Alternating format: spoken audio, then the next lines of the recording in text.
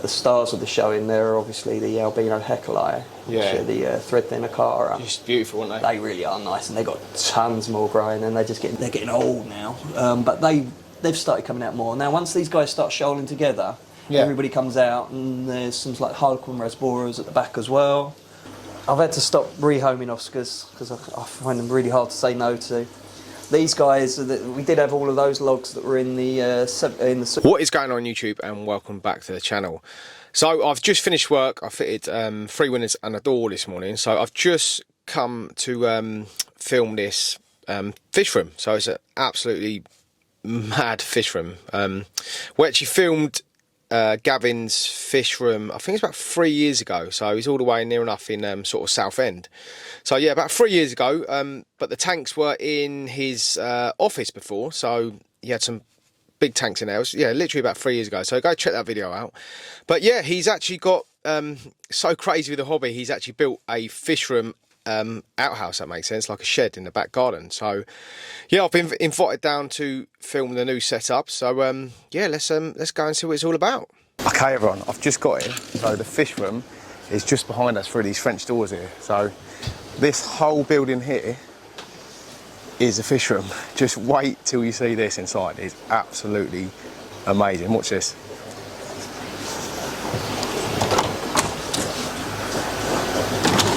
This the man? Hello mate, how you doing? Hello.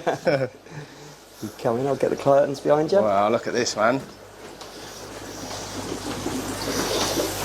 I think it's going to be quite a long one, isn't you, Gavin? I reckon so, mate. What did we do? 45 minutes last time? We only had 3 tanks. That's it, that's it. Wow.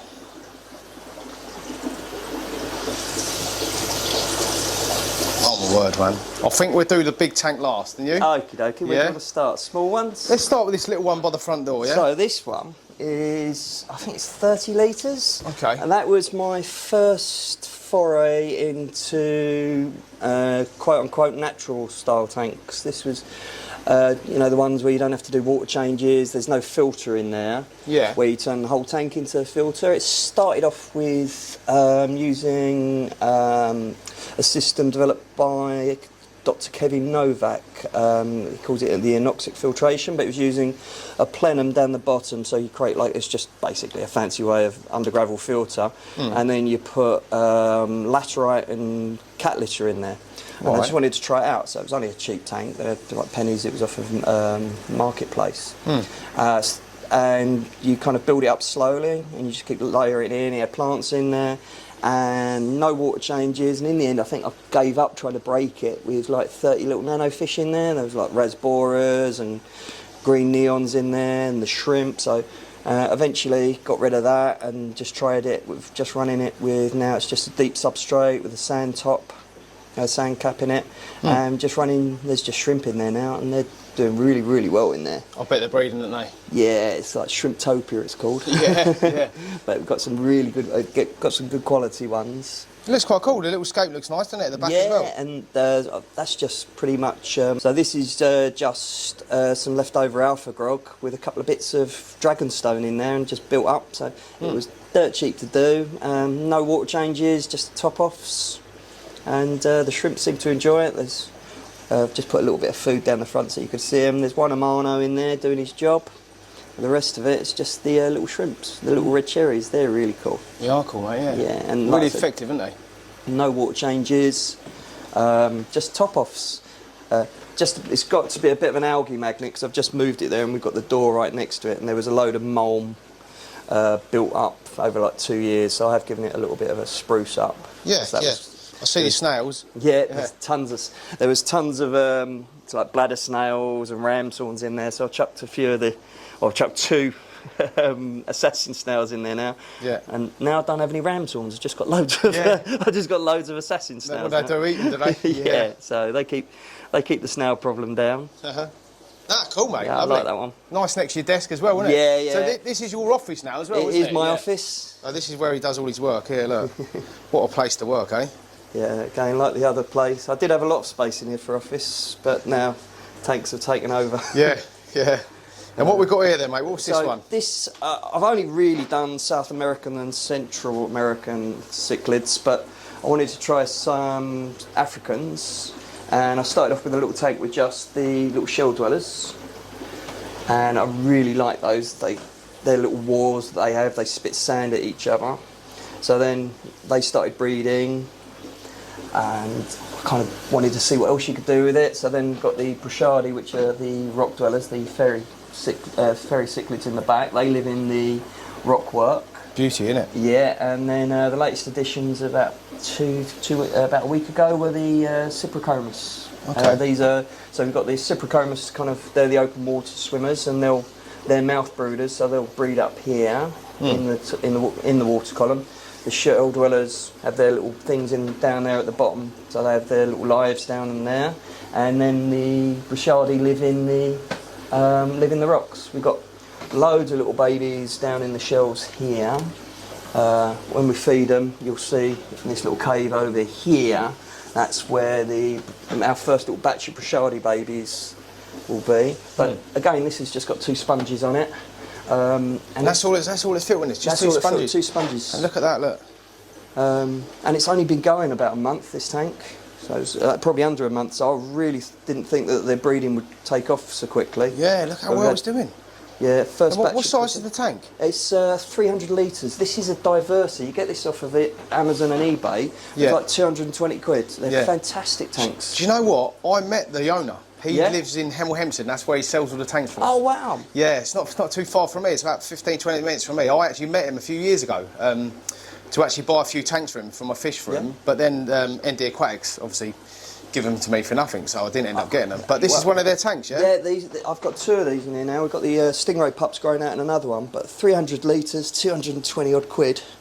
You definitely can't go wrong with that, and they're really good tanks. And it's got a brace as well. It's braced, yeah. They do ones with lids and stands, but I'm kind of trying to save some money. This is just breeze blocks stacked up with some 2x4. I'll see that. It's really effective though, isn't it? Painted in black. It looks like a tank from here, doesn't it? The only problem I got with these were the flaky. I don't know me building stuff, so Thermalites. These are the ones that flake. Try painting them. It took me about 3 weeks to get this paint. Yeah, you should have got the normal blocks, the breeze blocks. Yeah, they're Thermalites. They're softer. Yeah, these are easier to lay, but they're softer and really light. I know nothing about DIY. It's doing the job though, mate. Everyone was taking the mickey out of me because I said I've actually built a stand. And they said you didn't build it, you stacked it. So, it was quick. Yeah, and it was cheap. So, where do you want to go next? Go down to this one here. Yeah, cool. This one down here. This was I think this is a 180, 160 litre tank. This is it isn't a guppy tank. The guppies were in there as kind of like a little food source for the turtle who is living up the top here. Let's grab him for you so you can see him. And what's his name? Donny. Donny. He's got to be. I was struggling to come up with a name for him, and then my daughter said, "It's got to be a Ninja Turtle." Yeah, that makes sense. But he is supposed to be eating the guppies. Okay. And you can see that he's not doing a particularly good job of it. Lovely, isn't he? So he loves his mealworms and Morio worms, but he's really cool. Beautiful, mate. Yeah. So he's and he just climbs up on them rocks when he likes, yeah? He's supposed to, we put a little basking bit here for him. So, but he doesn't go up there when the lights turned on. When the lights are out, he goes up there. Okay. So he does. But he's really funny.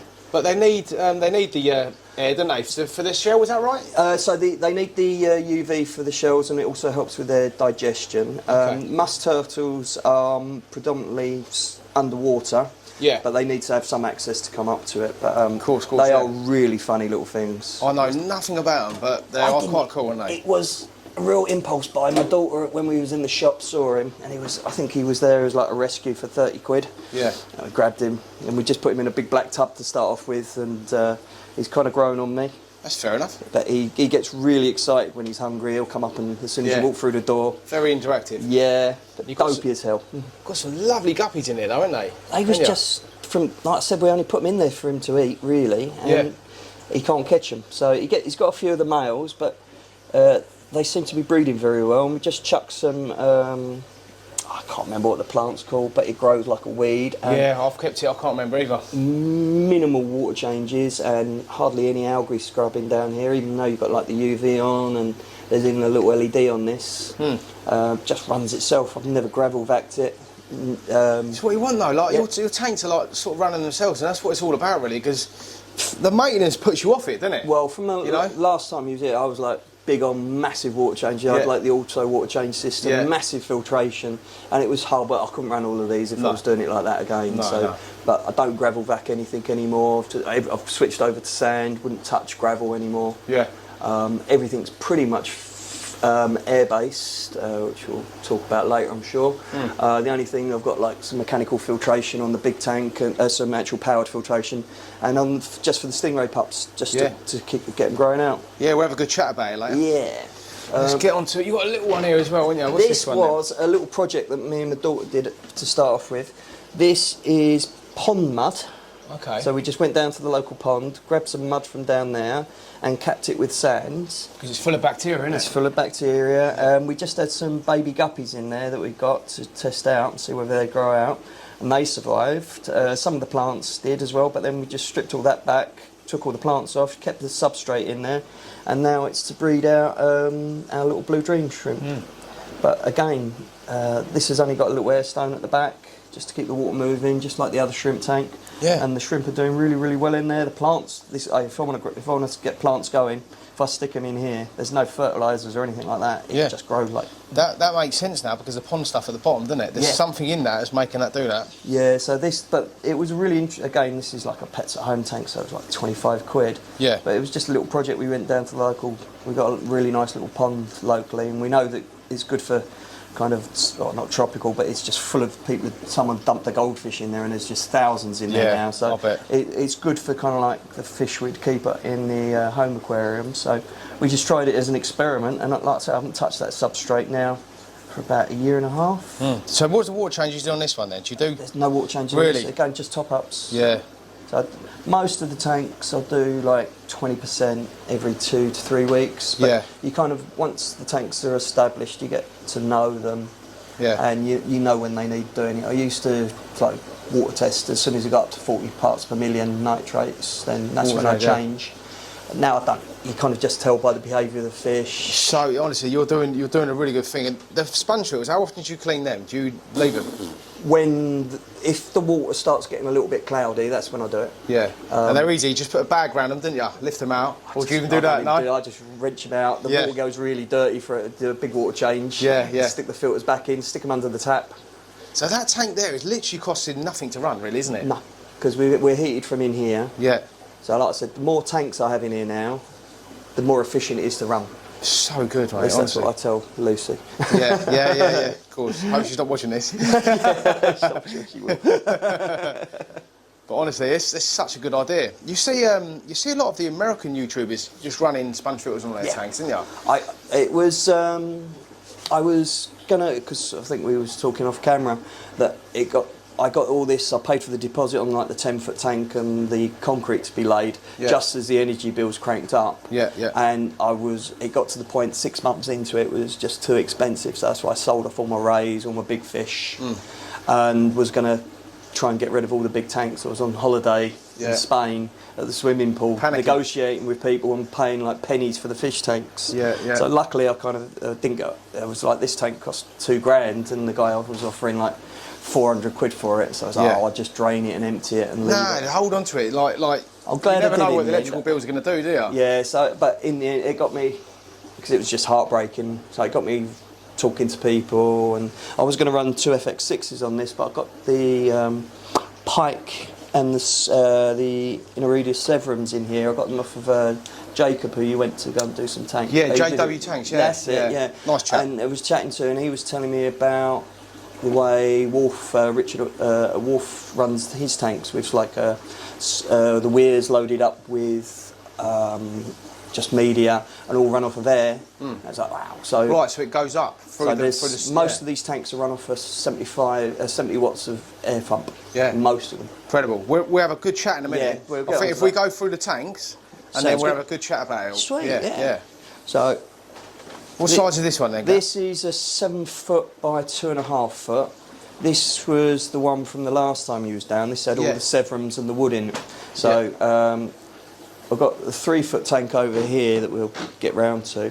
This was my first attempt at doing like a proper planted tank on a bigger scale, and this was to replicate. So this is built exactly the same way to replicate that. So we've got just some random tetras in there now, which are getting a bit old.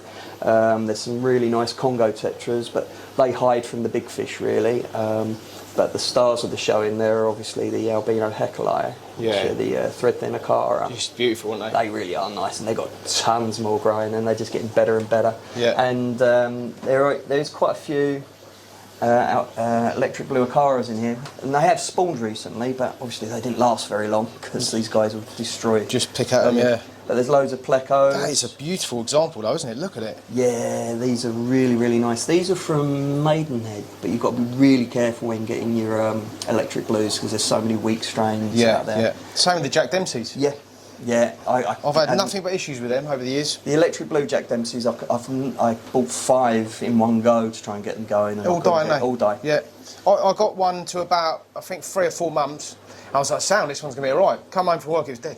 Yeah. I was like, how? I didn't even do anything wrong. Well, when you was last down, I had a little really nice one, and I had him for about 1.5 years, and then again he just died out. Yeah. There's also some gouramis in there. I think we've got a nice lavender gourami. Where is he? There's a pearl in there and a couple of opaline ones. Oh, they're all hiding under the logging. Oh yeah. But there's some of the electric blues are paired off at the back, and the only trouble with this is it's got a dirty substrate, so they're digging down. So, it's very effective though, the substrate, isn't it? And you're saying the sand is a lot better than the gravel, is that what you're saying? Yeah, yeah. We'll go big time into that when we talk about the big tank. Yeah. But there's also some corries in here. They're all over the back. The only trouble with running these kind of like jungle scapes is you don't get to see everything all the time. But that's what's like fun about it. I know. You forget what's in there, and you have to go like hunting for them. Yeah. And there's just one random little fat goldfish. Yeah, it's beautiful, isn't it? Because when the electricity bills ran up with the 6-foot tank behind us, we ran that as a goldfish tank just to keep it cycled. Yeah. And he was like a £5, and the other goldfish were like £2, but my daughter wouldn't let me sell him. No, really nice though, isn't it?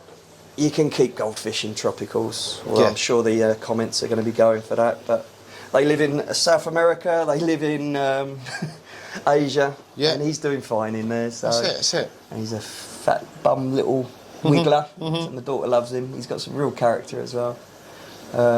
There's also a red-tailed shark in there somewhere. He'll come out when we put some food in, I'm sure. Probably, mate, yeah. But yeah, what was interesting about this, I couldn't get the plants growing the same way as I did in the 3-foot tank that we will look at next. It's got like Fluval plant 3, it's got 2 aqua skies on, it's got some LEDs, so like the outdoor LEDs, and I couldn't get the plants going at all. And like leaving them on for like 12 hours a day, and then last month I was cleaning the lids off and got tired, so I thought, there's no jumpers in here, so I just left it. Yeah, it made a difference. And come up the next day and literally all the plants were standing to attention, so I've left it off. Since I've done that, the plants have just started growing out. Like my mate gave us, this is Vallisneria gigantica, is the big one, not the jungle val, so this grows out really thick. That's been in there for about 4 months. A mate of mine just gave me one strip, and it'd grown out, but literally this growth here is in like a week, as soon as those lids come off, so I didn't realise how much the lids were diffusing the light. Yeah, how weird's that? Yeah, and, well, you see the proper scapers, like they're all open top. Open top, aren't they? And if you look at a tank like this, the light's actually built inside the lid, isn't it? That was the click for me, because like this is just one of the dual ones, isn't it? Yeah. This doesn't have lids on it. It's like the lid on here. That never registered with me, but that I didn't realise how much the glass lids actually diffuse the light going into it. So well, it makes sense, doesn't it? Yeah. You know, it's like if you wear a pair of sunglasses. I know they're polarised or whatever. Yeah. It stops it going in your eyes, doesn't it? But again, this tank here, this is only running sponges. There's 2 homemade sponge filters on the back, which are just some PVC pipe with an airlift tube. Yeah. But we'll talk about that more in a bit. One little sponge here. That's all that's on this tank. So it's 2 sponges. Yeah. 2 homemade sponges with airlift tubes and 1 little sponge filter over the back. Very effective, isn't it? Again, I know when to change them when this starts getting murky. And considering this, it's a bit dusty at the top because the thread fins, the heckelei will always stir up the bottom, and the goldfish likes to stir up the bottom as well. But when it starts getting a bit murky, that's when I do the sponges. Other than that, and just have to scrub down the glass. Very effective. Oh, I see the ruby shark now. Yeah. Yeah, isn't it? It's a big one, isn't it? Yeah, he's nice. Chunky. He's not got too bad with his aggression either. So there's other tanks for him to be migrated to if he does get a bit big. But I think because he's got some cover, and he chases them around a little bit. But everybody's got places to hide in here, so who knows? Beautiful tank, mate. Honestly, it's a very big centrepiece of the room, isn't it? Yeah, this is one of my favourites. I say they're all my favourites. Do you have a favourite in the room, or is it? This one probably is at the moment. Yeah. It was actually my favourite. Was this one with all the barbs in? Yeah. Because the barbs are absolute loonies. And what's this? The dual 240 or 180? 180. 180, yeah. 180, yeah. So I was doing this as a no filter experiment, so I didn't have any filtration on this at once, but I had a ton of floating plants and duckweed took over. I grabbed all of that out and it just crashed the cycle really badly. So I've just got a little sponge at the back there just as a backup. Yeah. But other than that, this is just running. There's an air stone on the right hand side, sponge here, and then just all the little barbs going in. I did initially have it just as I wanted to do like a monster nano tank. Yeah. But once all the plants started growing out, all of the fish just hide. So there's a little gang of pygmy corries in there, but you'll never see them. Oh, yeah, well, they say that. There's one just on the top of that log there. Oh, yeah, I see that. There's loads of them in there. Yeah. And there's a Galaxy Resbora at the back. There's some of those in there. They are absolutely beautiful, aren't they? I see them all the time on Instagram, and I keep forgetting the names, but Galaxy Resbora. Oh, there we go. They're coming out now, so they think they're getting fed. That's the only time I see those. There's like ember tetras in here. Yeah. So, and we've got the cherry barbs. But it wasn't until I put the Odessa barbs in and the tiger barbs that I thought would go on a killing spree in there. But they've actually brought everybody out. So even these little green neons, they're getting old now. But they've started coming out more. Now, once these guys start shoaling together, everybody comes out, and there's some like Harlequin Rasboras at the back as well. There is in there some sparkling gouramis as well, but again, I don't ever see them anymore. No. Because they just hide all the time because the barbs are quite aggressive, or not boisterous would be a better way of putting it. A ton of Amano shrimp in there as well, which are really fun. There we go, I've got a big one there. But again, there's no fertilisers in here. It's I was going to ask you, so what do you do with this? I've done loads of different ways, played with like dirted substrates, tried the father fish methods. The best ones I'm running now is the same way that it was inspired by MD tanks, where the aqua soil, Nutribase down the bottom, and then just capped with sand. Yeah. And the plants are growing really, really well. I have to. The roots must love it, and there's something to do with the sand that keeps, I don't know, the roots firmed down. The sand traps, the sand processes the waste, and we've got like the mulms now working out. So now this is getting to the stage where this is nice and mature, because I've never had any luck with like hair grass or anything like that. But because normally when you put that into the sand, there's no nutrients in the sand at the moment. But now this is getting matured. I'm getting the hair grass starting to come through. Yeah. There's like I did try doing some Monte Carlo in here, but that didn't take off. But plants I'm pretty new to plants, and I realised that it needs to have a really good substrate to get in there, and the sand takes quite a while to get going. Yeah, yeah. Unless you kind of boost it up. So. Nick it from a pond. yeah. Nick it from a pond. But do you know what, mate? It looks really nice. Yeah, love it. This is one of my favourites. Very natural. Yeah. Let's try and get a long view of it as well. Again, the plants help keep the filtration in there, so I really like crystal clear tanks. So I'm kind of obsessive about that gin quality to the water. 100%. But this again only has like a 10-20% water change every 2-3 weeks. Yeah, very low maintenance. Very, very, very low. And it makes the hobby more enjoyable. You spend the time actually with the fish rather than looking after them. Yeah. And you're not fighting the tanks, and you're just letting nature do what it's going to do. Don't overfeed it, stock it slowly. Yeah. Something's going on there. Yeah, it's going for that little... Is that a shrimp? I think so, yeah. That's only natural. There was a lot more of my coals in there, but they've kind of gone now. It's lovely though, mate, honestly. Yeah. Pucker. Really like that one. Right, so we have got a geo tank here, haven't we? Yeah, well, bit of a mixed. It's this I wanted to go for something a bit different on this tank, so because everything's like light coloured sand and play sand and stuff, so I wanted to go for more the iridescence. There's a Oscar grower out in here, so he won't be in here for much longer.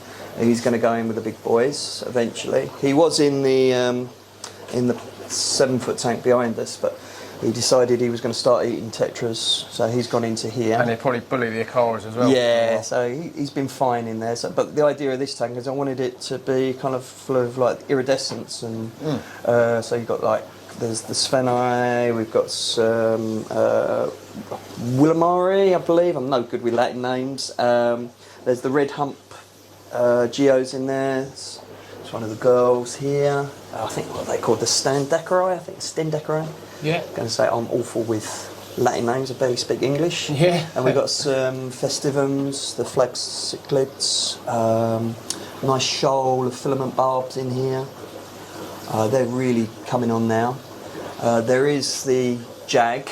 He is a temporary because he got beaten up in the big tank, and he's now decided that he likes eating. He's got a technique of going for silver dollars. Yeah, I bet he is. So he's going to be being moved. You've got a lovely green terror, I've noticed as well. Yeah, he's beautiful.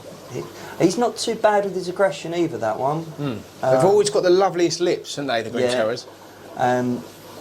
He's growing out really, really nice. I think he's a male as well because he's starting to get the hump on the front. Yeah. What else we got in here? Oh, there's some angels. These are getting really old now, so they're a bit tatty. So the plan is so that one's a bit old and battered now. Yeah. Once the angels kind of pass on, then I want the silver dollars. Once they grow out, I want them to go into the 10-foot tank because they'll be able to handle it once they're big. So once they go in there, I'd like to move the Severums into here because the Severums in the big tank, they're doing okay, but I think their personalities would come out because they kind of hide behind the bigger fish. So I'd like to have the Severums in here. So I have this as Severums and Geos. I think that would be a really They'll probably nice change colour a bit as well if you put them in. Yeah. So, but the idea is I wanted to do kind of a nice. I'm going to get some plants at the back. The trouble is, you can't have plants in the substrate with the Geos. No. For example, I cleared all this out. Obviously, wanted to make the tank look nice for you. So they've dug out all around the bottom of that already. So I can't stick plants in here. No chance. Because they just dig them up. But have you seen the Habistax? It's the new tower planter that's coming out. Yeah, I think I have actually. Yeah, got all holes in it, is it? Yeah, there's a couple of the videos of those out, and they look really good. So I've pre-ordered one of those. So I'm going to stick that at the back. They can't dig that up then. No. So hopefully get that and put it in with some nice epiphytes, because these are the Aquadale core logs. I don't want to super glue epiphytes to those. So if I stack them up at the back, then I can go for like some Bucephalandra, some Anubias, maybe some Java ferns at the back, get some of the big leaf ones, and I think that will kind of set it off, because I think it needs some sunnic at the back. Bit of green. Bit of green, yeah, but the darker greens, and I want it to be kind of line maintenance. Anubias, mate. We can't beat it. I've got there's some nice bits. I see of that in this one. Yeah, yeah, they're lovely. So I'd like to do that, and I also like the Bucephalandra. That looks really, really nice. And there's some other ferns that I'd like to try out, which are kind of really easy to grow, and I think that will give it that kind of sunken forest look that I'm after. I wanted something to contrast, so we've got the blues, the greens in here. Obviously, get rid of the red from the Oscar once he's bigger. I think that'll be a really nice kind of contrast to the rest of the tanks. Near enough biotype, yeah? Yeah. Go for a nice biotype thing. Yeah. That is a beautiful fish, mate. Yeah. I had them, didn't I? Do you remember the size of my one? Yeah. They were monsters, weren't they? I got those from Jamie of Reefs and Teeth. He knew I was into my geos, and he was doing rehoming some fish, and he grabbed them and asked if I wanted them. I was like, yeah. He looks after his fish as well, so you know where they're coming from. Really, really good. Quality, mate. And what size is this tank? This is a 6 foot by 3 foot. You had this one where we last visited. We did, yeah. This is the one that had the rays and the arowana and a couple of other bits and pieces. Yeah. So it was running bare bottom again. And again, this is all just run on air. There's an airlift tube from a central weir and 2 sponge filters. Yeah, quality. Absolute quality. Actually, these are funny. What have you got in here then? What types? So in here, these are 2 Wallasai pups. So the Wallasais are it's like part of what's called the teacup stingray species. They're naturally the small stingrays, so these will only grow out to about, I think the males will grow out to about 10 inches to 12 inches, and the females will only top out a maximum of 14. Okay. So they're not like... It's nice, isn't it? Yeah, nice they're size. not tank busters. So I want to get a little army of them in the 10-foot tank. So I've got a male and a female in here, and we've obviously got... we like those albino heckle eyes from the other tank. Yeah, you've got quite a few, haven't you? These are little babies to grow out, so that there'll be an even bigger gang in there. In the 7-foot tank. And where did you get all of these from then? So the heckle eyes, I can't remember where I got those from now. No, I can't remember.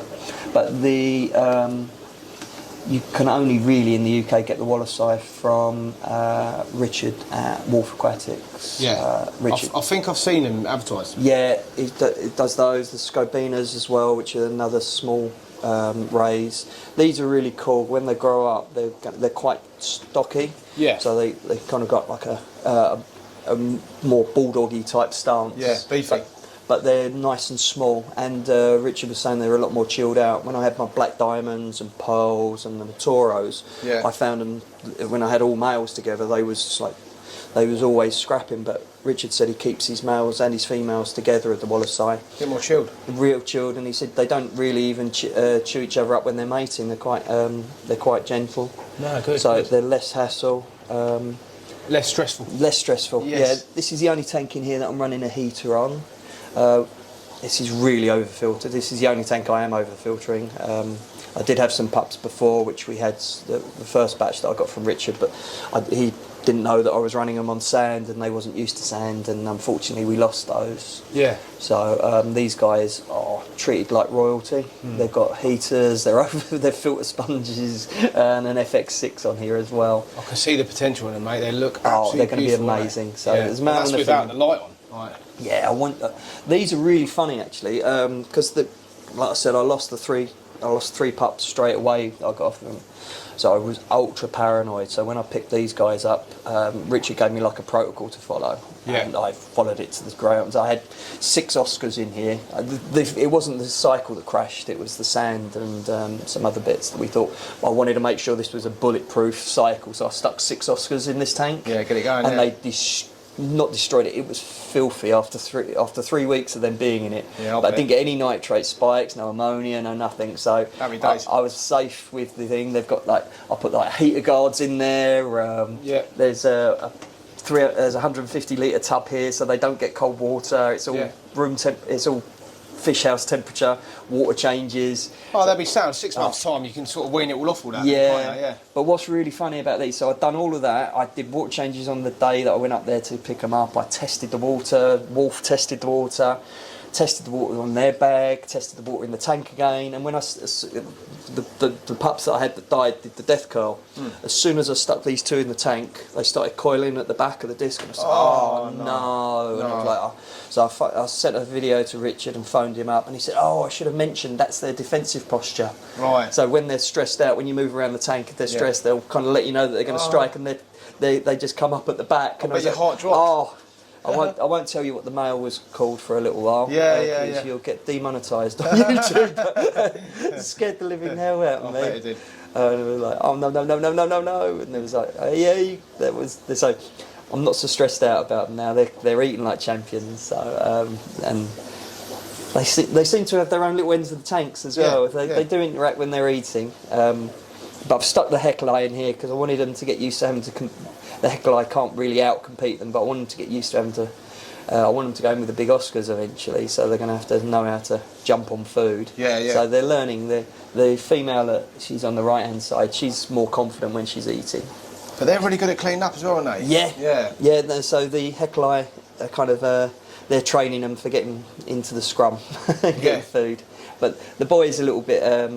He's not quite as confident. He'll grab a pellet, run back and hide in the corner, grab another pellet. But they are really, really cute, and I really missed my rays. So when I sold them my rays off, when I thought I was going to have to close down the big tanks because of the energy crisis and stuff, I was gutted. So this is what the fish house was actually made for stingrays. There's something about them. It's just the way they move. It's everything, isn't it? They've got their character. They're just a different fish. I really, really love them. Right, I'm going to get off of the floor. My knees are hurting. Yeah, it's But let's the main event. Let's get on to the monster. So, what size is this? This is 10 foot by 4 foot by 2 foot. I think it's about just over 2,000 litres. I think it's a bit more than that. You reckon? Yeah. Yeah, my maths is bad. What is it? 4 foot that way? 4 foot width. Yeah. 10 foot wide. Yeah. This is the one that I thought was going to have to close down. So this. I reckon it's about 2,500 litres. Yeah. Yeah. It takes a while to do a water change on it. It's a monster, mate. But we've got loads of Oscars who are sulking because you're in here. Let's see if we can get them to come out. Yeah, they're coming up. Such funny fish, aren't they? Yeah. Look. Like dogs, aren't they? Yeah. So we got. I've had to stop rehoming Oscars because I find them really hard to say no to. These guys, we did have all of those logs that were in the 6 foot tank. They was all stacked up to kind of break up the territories. Yeah. But they started trying to breed, and they was just fighting constantly. That's why some of the fins are a little bit tattered. So I took out all the logs, pushed all the big ones to the back, and now they're shoaling back. So everybody's healing up now, and it's kind of stopped a lot of the mating behaviour. Yeah. And they've kind of gone back to being a gang rather than like individual. So I thought it'd be more territories, like breaking up the line of sights, would be better for them. But since I've removed the territories, there's nothing for them to fight over, and they've been a lot more chilled. So now it's like the fins are just starting to heal up now. All looking good, mate. All of them. Yeah. So You know, it's like with Oscars. You always get a bit of a tear up here and there, didn't you? Well, I hadn't until I stuck all the logs and rocks in. Since these guys haven't been able. The only thing that's funny is if I am doing a water change, and as soon as there's a little pit from like putting the hose in, Yeah. one of them will claim it and they'll start going for that. Strange, So as isn't soon it? as I just really have to try and keep it as level as possible. Yeah. And then they all play nicely. Oh, We've good, also good. got the red shoulder sevrums there. They was in the original tank that you Yeah. filmed. All them years ago. Yeah. Yeah. Beautiful, weren't they? Yeah, they've really come up. They're a pair. That one there looks like he's taken a strike from someone, so an Oscar's had a go at him. Probably, mate. Yeah. Got a Shingu pike. Yeah, that's lovely, isn't it? I did have 3. I had another male in there, and what I thought was 2 females. So he was coloured up as a girl when they had the other male in there. Okay. But the male spooked and smashed himself on a rock and died. And literally within days, he'd changed colour and was trying to kill the female. Oh, So pain. So he was actually a male that was pretending to be a female. There's some more sevrums at the back. Got 2 really nice Inaridia, or whatever. We've already established I can't speak Latin. The Inaridia, I think. Yeah. There's also a tiger severum in there somewhere. There's Such a vast tank. You just Yeah, you've got to in- look and look, ain't you? in this little cave here. There's a really nice Synodonus. I think he's at the back. Oh, is it? Over there? No, that's Is a that the Jack. way? That's Oh, a Jack yeah. Dempsey, and there's 2 little Pictus in there. They're Yeah, the from Pictus, the original yeah. ones that when you first come. Oh, here's the other Severum, the Tiger Severum. Yeah, that's lovely. He's really nice. He's always had this little hook in the top ever since he come as a little baby. But the Jack Dempsey's beautiful at the back, but he's sulking as well. at the Very moment. nice size, though, isn't it? Yeah, he's not too bad on the aggression either, but he goes at it. There is also a yellow Acara in here as well somewhere. There is something at the back over Yeah, there. that's the yellow Acara. He's really nice. a monster. Yeah, it was at the time. I wasn't really thinking about it. They had the female in there as well, and I should have grabbed both of them, but I only grabbed him. And then the character and tank boss is the giant gourami. What's his name then? Skins. Skins, yeah. Again, he's my partner Lucy's fish. She's Okay. visually impaired, so she can see him. Lovely, And isn't it? he's an ugly monstrosity. But he's so funny. When I'm sitting at my desk, he comes over and sits next to me, and he won't let any fish come near me. Really? He chases them off. Yeah, He's yeah. really, really funny. He's going to get big, mate. He's still got Yeah. a lot of grind. He has, And yeah. I can't put any plants in with him. No. I'll show you when we feed them. But when I was cleaning them out the other day, when I took the lids off, these plants were in the tank for literally the leaves were dripped in for about a minute. See where they torn them, He's yeah, just, look. he just he leapt them. It's the same on this side as well. How We've done funny is those. that? He will destroy anything plant-based. Is that Poffos? No, we've got Monstera and Peace Lily here. We've got some more Monstera, Pothos. There's some Parlophone, more Peace Lily, and I think there's a little bit up there. and I can't remember, I got this one from IKEA, I can't remember what that was. That's great guns. That's in the weirs as well. Yeah, it looks lovely. It's really effective, isn't it? Yeah, again, most of this is air powered, so these weirs are filled up with alpha grog, and they've just got some uplift tubes in them. There is obviously I'm feeding up. Was doing this off an FX6 just for the water, just to polish the water, but it was getting clogged up every month. So this is just a cheap pond filter. It's just sump pumped up to there, goes through. There's a ton of alpha grog, some sponges in there. It goes that, and then there's just a little pump that feeds water up into the planter up there and dumps it back into the tank. Doing the job, isn't it? Yeah, it's getting there, and it's just 2 Fluval lights on top. Yeah, just hanging off. Yeah. Really effective. And you've got this little... Oh, this is this is cool. I like this. This is a little project one. So this is no filter, no heater, no light, no tech whatsoever.